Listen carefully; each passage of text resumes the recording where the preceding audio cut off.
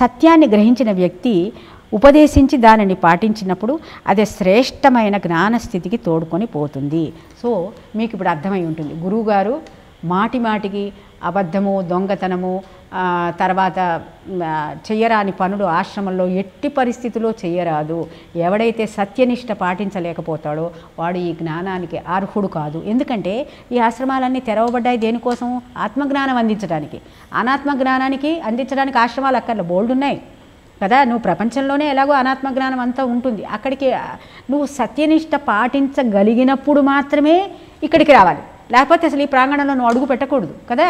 ఎందుకంటే నువ్వు ఒక వ్రతాన్ని తీసుకుని, ఇప్పుడు చూడు ఈ నచికేతుడు నాకు అది తప్పితే ఇంకేదో వద్దంటున్నాడు. మనం ఏం చేస్తున్నాం?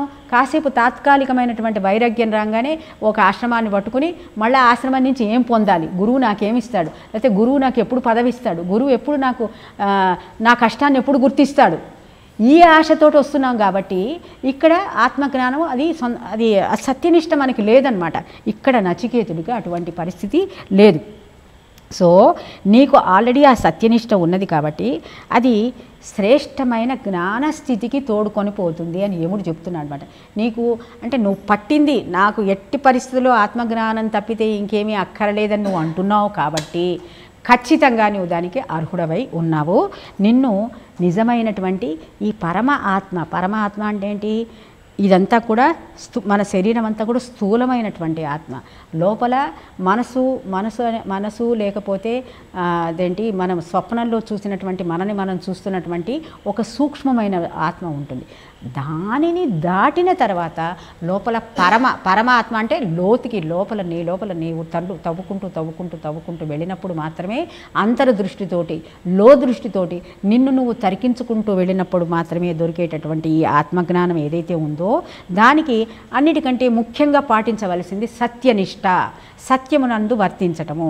సో నీవు ఆ సత్యమునందు ఆల్రెడీ నెలకొని ఉన్నావు కాబట్టి నచికేత, సత్యనిష్ఠలో నువ్వు దృఢంగా నెలకొని ఉన్నావు. నీ వంటి విద్యార్థులు మాకు లభించుగాక అని ఒక స్వస్తి వచనం చెప్తున్నాడు. సో గురువు ఎప్పుడు ఏం కోరుకుంటాడు? గురువు ఎప్పుడు ఏమని కోరుకుంటాడు? నాకు సత్యనిష్ఠుడైనటువంటి శిష్యుడు కావాలి. సో వాడి నడతలో, ప్రపంచపు నడతలో లేక పరమార్థపు నడతలో ఏ విధమైన లోపము వచ్చినా కానీ అతని ఈ ఆత్మజ్ఞానానికి అనర్హుడుగా గురువు ప్రకటించడం జరుగుతుంది.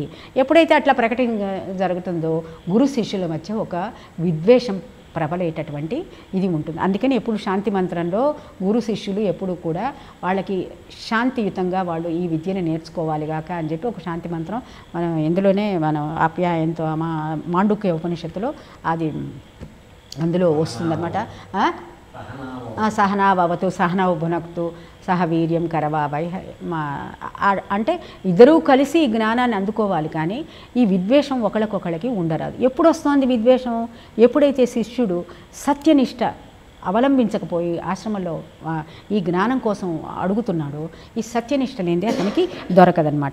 సో అటువంటి ఈ యమధర్మరాజు ఏమంటున్నాడు? సో ప్రతి గురువు మనం అనుకుంటాం శిష్యులు ఆత్మజ్ఞానాని కోసం వాళ్ళు చాలా కష్టాలు పడతారు, చాలా నేర్చుకోవటానికి అవస్థ పడుతూ ఉంటారు, వాళ్ళు ఎన్నో కష్ట నష్టాలకు ఓరుస్తూ ఉంటారు అని చెప్పి అనుకుంటూ ఉంటాం. అయితే దానికి కోటి రెట్లు గురువు కూడా ఎప్పుడు ఎటువంటి శిష్యుడు కావాలని ప్రార్థిస్తాడు?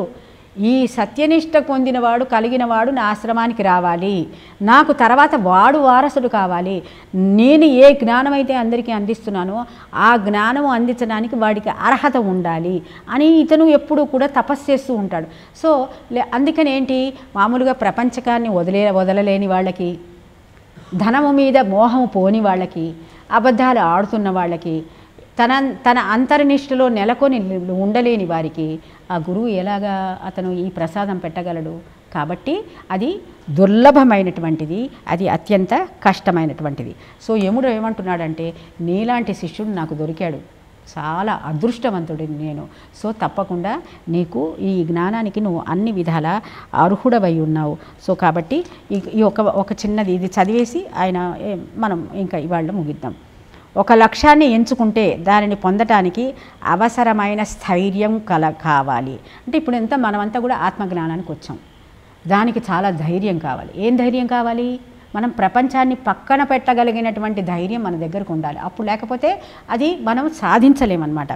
దారిలో ఎన్ని అడ్డంకులు ఎదురైనా వాటిని ప్రతిఘటించి పురోగమించగల శక్తి కావాలి. సో గురువుగారు నీకేం చెప్తూ ఉంటాడు, ఇప్పుడు ఏంటి మెల్లమెల్లగా ఒక్కొక్క ముడి వేస్తూ ఉంటాడు. అంటే నీ ప్రపంచాన్ని నుంచి ఇప్పుడు అదివరకు అశ్వమేధ యాగం చేసినప్పుడు అశ్వాన్ని ఏం చేసేవాడంటే ఒక్కొక్క ఇంద్రియాన్ని మూసేస్తూ దానికి దాన్ని వధించడం అనే మాట మనం అనకూడదు, దాన్ని యజ్ఞానికి అర్పణ చేసేవాళ్ళు. సో అదేవిధంగా అశ్వమేధ యాగమే నిజంగా గురువు చేస్తాడు. అంటే ఈ మనిషి అనేటటువంటి అశ్వం అంటే ఏంటి, ఈ మనిషి ఎప్పుడు పరుగులు తీస్తూ ఉంటాడు బయట విషయాల వైపు. ఆ పరుగులు తీసే అశ్వాన్ని పట్టి వాడి ఒక్కొక్క ఇంద్రియాన్ని కట్టిపడేస్తాడు. నువ్వు అది చూడకురా, ఇది వినకురా, అది తినకురా, ఇక్కడే ఉండరా, పొద్దున్నే ఎక్కువసేపు నిద్రపోకురా, సంసారం ఎక్కువ చేయకురా, పిల్లల యందు మోహం వద్దురా, ఇట్లా ఒక్కొక్క ఇంద్రియాన్ని కట్టిపడేసేటప్పటికి ఏమవుతుందంటే ఉక్కిరి బిక్కిరి అయిపోతాడు శిష్యుడు. ఉక్కిరి బిక్కిరి అయిపోయి చాలామంది వెళ్ళిపోతారు, ఇది మా వల్ల కాదు, మా చేత కాదు అని వెళ్ళిపోతూ ఉంటారు. సో కానీ నీకు ఆత్మజ్ఞానం కావాలంటే వీటన్నిటిని ప్రతిఘటించి పురోగమించే శక్తి కావాలి. అటువంటి వ్యక్తి లక్ష్యాన్ని చేరుకోగలడు. అటువంటి వ్యక్తి కోసం ఈ యమధర్మరాజు నచికేతుడు దొరికినందుకు ఆనందపడ్డట్టుగా ప్రతి గురువు అన్వేషిస్తూ ఉంటాడనమాట. నిజమైన గురువు అన్వేషిస్తూ ఉంటాడు.